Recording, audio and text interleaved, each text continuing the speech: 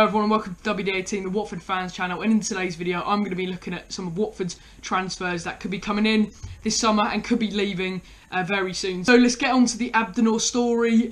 Sky sources broke this morning that Watford have been interested in Abdennour and they've put in an offer of 1.8 million for a loan this season with an option to buy for around 7 million.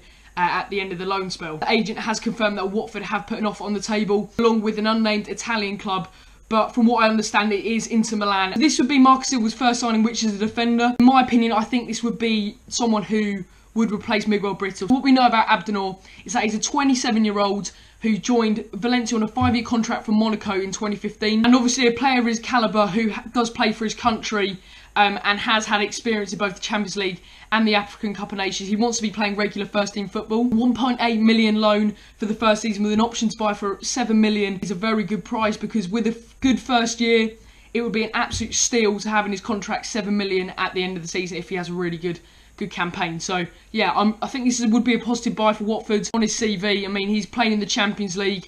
He's played at major international tournaments such as the African Cup of Nations for his country. He's made over 50 appearances for Tunisia. And he's played for top sides such as Monaco and Valencia. So everything is positive and it would be a good buy for Watford. And hopefully in the coming days we'll see a bit more progression in this transfer and we'll see him hopefully in a Watford shirt. Now moving on to another transfer rumour, Markovic, which has been going on for a couple of weeks now. Markovic is out of favour at Liverpool, as we all know. He came from Benfica for around £20 million and Jurgen Klopp just didn't really fancy him after Brendan Rodgers bought him. Liverpool are offering him for around 8 million, a real cut price deal. I think to get Markovic in to replace Amrabat would be a good move. Amrabat was good at the start of the season, don't get me wrong. When he came back from his injury, he was poor, and like all Watford fans, I think we don't want to see him go, but I think his time at the club has come to an end. I think he's had a chance to prove himself and his final product was pretty poor, but to be fair, at the start of the season he was good. But Markovic, I think, would be a kind of upgrade on Amrabat. I think £8 million is a great deal for someone like Markovic, although he only scored 2 goals last season, one of them coming against Watford at the KC Stadium. He does offer a lot going forwards. He's got pace, he's got trickery, he's great at dribbling. At the minute it's only paper talk. There hasn't been a real progression with the transfer recently, but hopefully soon in the weeks we'll kind of get confirmation on what's happening with this deal. But he's going to be definitely moving on from Liverpool. Grosicki has also been linked with the move to Watford. Once again, this has only kind of really been paper talk. It's been a mixed reaction from Watford fans on Twitter whether they would take him to the club. At times he has got really good end product, but sometimes he's lacking it. I think at the end of the day it's got to be a toss-up between Markovic or Grosicki. We don't need both of them. They're both good players, but I'd prefer to take Markovic just because he's a bit younger.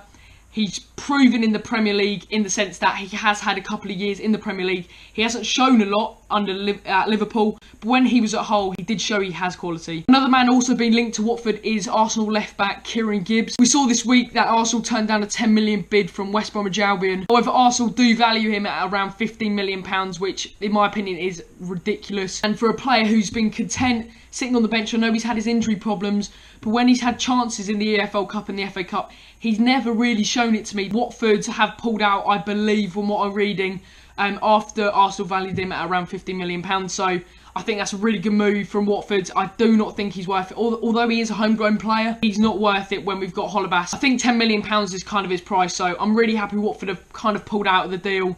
I would be surprised if they did go back in for him, but from what I'm reading, he's a player that Watford won't be signing this summer. So we've just talked about the players that have been linked with a move to Watford. Now we're going to look at players that could be possibly moving out. The first player linked with a move away from Vicarage Road, announced by the Watford Observer this week, is Obiolari. He's attracted interest from Anderlecht with a season-long loan on the cards. He's only made 2 appearances for Watford, and he was bought for around £6 million in 2015 on a 5-year contract. So yeah, not really a big transfer, but it looks like Obiolari will be going back to Belgium to play for Anderlecht on a season-long loan. And finally, another player that could be leaving on a loan is Tommy Hoban. The Irish international has been linked with the move to QPR. If you didn't know already, Hoban did have a loan last season at Blackburn in the Championship where he did play quite well. Unfortunately in October he did dislocate his shoulder, so he was out for 4 months. Like Obiolari, I don't think Hoban's really got a future at Watford. I think he's a really good player, very underrated. He's one of those players that you really want to see do well, and hopefully with a loan move to QPR, which has been delayed due to another injury which he suffered in training, which according to some sources he has dealt with well. It was a knee injury, but hopefully it would be great to see him back out on the pitch. I think he's a player that could do really well once he finds the right club. That rounds up the first Watford transfer rumour kind of video. If you have enjoyed, then leave a like, comment down below what you think of all the transfers I mentioned. Remember to follow all of our social links in the description, our Twitter and Instagram. Subscribe if you're new, and I'll see you next time.